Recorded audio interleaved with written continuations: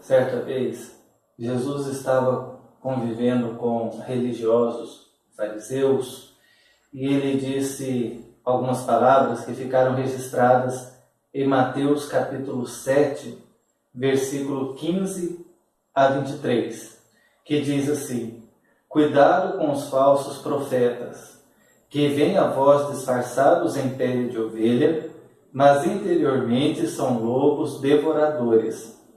Pelos frutos os conhecereis. E lá na frente ele continua no versículo 21. Nem todo o que me diz Senhor, Senhor, entrará no reino do céu, mas aquele que faz a vontade de meu Pai, que está no céu. Naquele dia muitos me dirão: Senhor, nós não profetizamos em teu nome? Então lhes direi claramente: Nunca vos conheci. Afastai-vos de mim, vós que praticais o mal. Diante do que está acontecendo, eu precisei gravar mais este vídeo para chamar a sua atenção por algo que me preocupa como cidadão brasileiro. O jornal Folha de São Paulo publicou uma notícia em que há uma investigação, e essa investigação teria descoberto que Bolsonaro, em sua campanha para presidente, fez caixa 2. O que significa isso? As leis eleitorais são claras e não pode um candidato receber doação de empresas. Então, o caixa 2 é uma prática ilegal que um candidato recebe dinheiro sem declarar para a justiça. Ele recebe o dinheiro por baixo dos panos. E esse dinheiro teria sido usado para fomentar grupos de WhatsApp para espalhar notícias falsas. E o TSE tem tirado do ar várias notícias falsas que estão sendo espalhadas pelo Bolsonaro. Para você que é cristão, eu deixo a seguinte pergunta: é esse o presidente que você quer para o Brasil? Um presidente que deliberadamente faz uma campanha mentirosa, e você acha que isso é cristão? Ele tem feito isso insistentemente. Foi comprovado que ele no Jornal Nacional mentiu ao falar que o Haddad, o PT, distribuiu um livro ensinando promiscuidade para crianças na escola.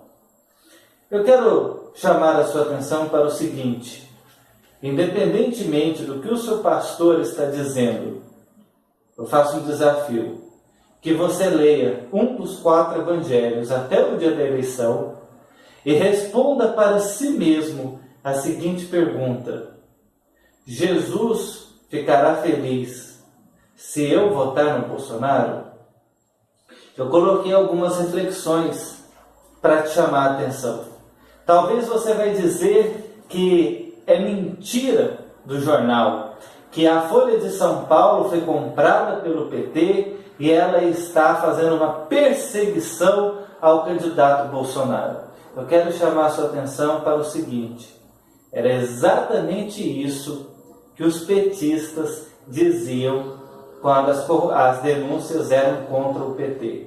Eu quero chamar a sua atenção que quando você diz que uma investigação de um jornal tão sério é mentira e perseguição, você está fazendo exatamente o que os petistas faziam e que você criticava. Para você saber se é verdade ou não, pesquise, leia a reportagem, veja como é feita a investigação e você vai perceber que é uma estrutura tão grande que envolve tantas pessoas que não é tão simples para um jornal renomado inventar uma fake news como é simples espalhar fake news no WhatsApp. Talvez você diga: tudo bem, não vou votar no Bolsonaro, mas eu vou votar em quem? Não tem outro candidato. Eu não posso votar no PT. Eu vou votar no PT? Olha, eu não votei no Haddad. Eu não gostaria de votar no PT. Mas as eleições chegaram num ponto em que não se trata mais de votar no PT ou não. A questão é a proposta que você tem, quem é Bolsonaro e todos os outros partidos lutando pela manutenção da democracia. Agora, por que não o PT? Por que não votar no Haddad? Se você parar para pensar, você vai perceber que há uma raiva dentro de você que você não sabe explicar o motivo. E eu te convido a tentar encontrar um motivo.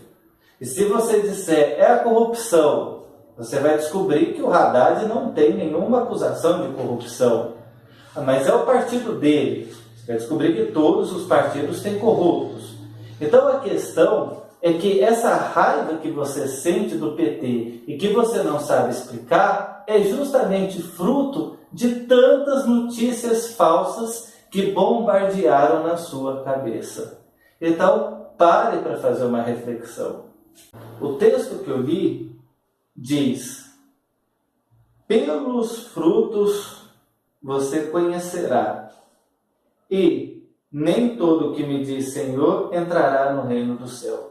Eu quero te dizer o seguinte, presta muita atenção nisso. Não é porque o Bolsonaro cita um versículo bíblico que isso quer dizer que ele é cristão. Ao longo da história, muitos maus governantes citaram a Bíblia, usaram a Bíblia ou outras religiões para fingir que eram boas pessoas. E depois que assumiram o poder, foi um desastre.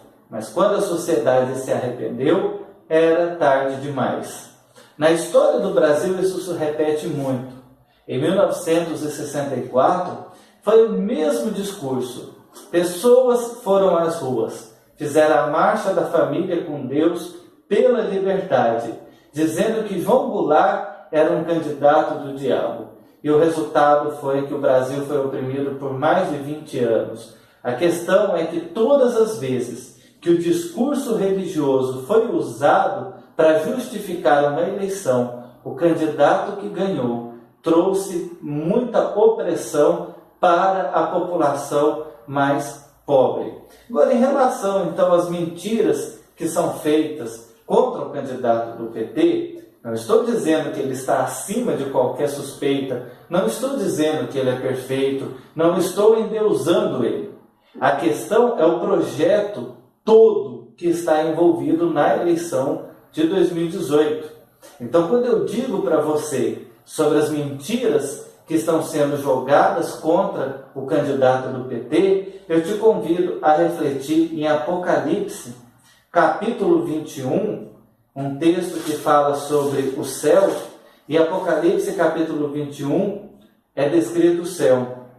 Mas no versículo 8 é dito o seguinte: mas quanto aos covardes e os mentirosos, a sua parte será no lago ardente de fogo e enxofre, que é a segunda morte.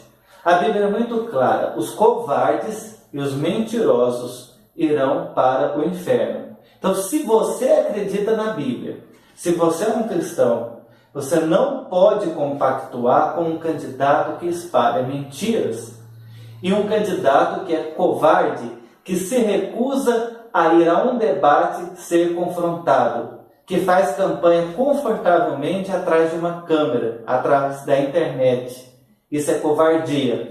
Assim como pastores que não se posicionam e que querem tirar proveito político dessa situação também são covardes. E eu digo uma coisa muito séria: você que é pastor e está fazendo campanha para o Bolsonaro, vai ser um desastre, porque a história deixa bem claro que todo candidato com esse perfil coloca o país em crise. E daqui a um ano, eu quero deixar isso bem claro, daqui a um ano, quando acabar a lua de mel e o país estiver mergulhado em uma crise, caso Bolsonaro seja eleito, você, pastor, que colocou Bolsonaro no seu Facebook, que fez campanha para ele, ou não fez campanha no púlpito, mas na posição de líder assumiu uma postura a favor do Bolsonaro, você perderá sua credibilidade. porque a população não é boba. Assim como a população deixou muitos políticos corruptos fora de cargos na eleição deste ano, daqui a um ano, ela vai se voltar contra você, porque você foi covarde e não teve coragem de ensinar o que a Bíblia realmente fala sobre política e sobre eleições. Eu quero terminar chamando a atenção para essas questões. Hoje eu vi na campanha do Bolsonaro, ele dizendo que ele não tem compromisso com partidos e que ele vai nomear os ministros que ele quiser por competência. Foi exatamente o mesmo discurso do candidato Fernando Collor. Mas eu vou te dizer, você precisa conhecer as regras da democracia no Brasil. Leia a Constituição Federal. Não é assim que funciona. Os partidos que estão lá, eles vão sim querer cargos para apoiar o Bolsonaro se ele for presidente. E se o Bolsonaro não der cargos para esses partidos, ele não aprovará nenhum projeto. E aí você pensa que isso é muito errado. E de fato é. É muito errado que o presidente seja refém de partidos no Congresso e precise lotear o poder público por causa desses partidos. Mas isso não é responsabilidade do presidente. Quem mandou esses partidos para o Congresso foi você. A solução para acabar com a corrupção no Brasil não é um presidente resolver sozinho. É você parar de mandar para o Congresso partidos que pressionam o presidente.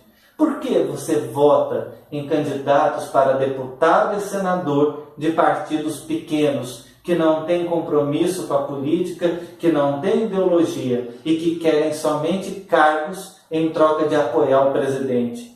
Não é o presidente que vai resolver, é você que tem que parar de mandar para o Congresso partidos pequenos.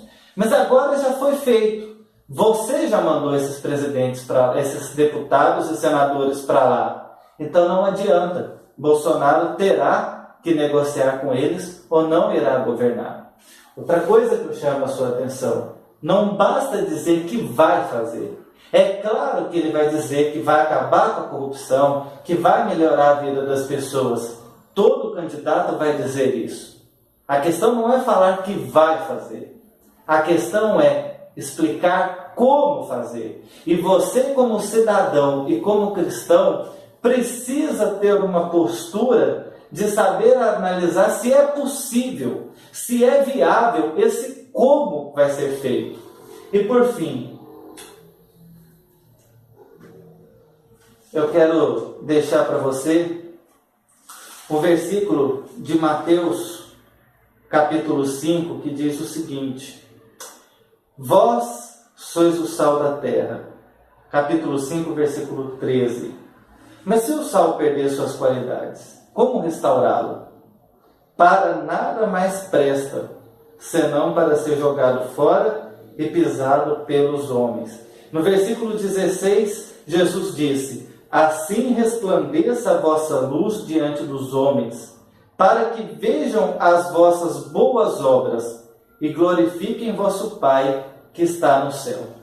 Diante da situação caótica que o país está vivendo, diante da iminente crise, o precipício que estamos quase caindo, qual você acha que é a sua posição como cristão?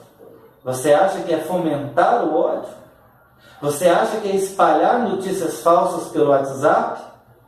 Será que as pessoas estão vendo as suas boas obras? Você tem noção de quantas pessoas estão criando uma profunda antipatia com a igreja evangélica por causa de atitudes de fanáticos com Bolsonaro, que estão idolatrando Bolsonaro como se ele fosse o próprio Messias?